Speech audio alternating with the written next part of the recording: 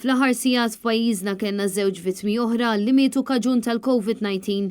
Il-persuni li tilfu ħajjithom huma żewġ tirġiel, wieħed ta' 87 u ieħor ta' 93 sena. Dan itela l-ammont ta' vittmi kaġun tal-imxija għal 626. Bejn it-3 u l-4 f'pajjiżna ġew irreġistrati 375 każ ġdid ta' COVID-19 filwaqt li fl-istess perjodu fiequ 127 persuna oħra. Bekk il-każi attivi issa huma 2969. Fl-aħħar ħin il-Ministeru tas-Saħħa ħabbar ukoll li fl-Isptar Mater Dei bħalissa hemm 63 pazjent pożittiv għal virus, wieħed minnhom jinsab fit-taqsima tal-kura intensiva.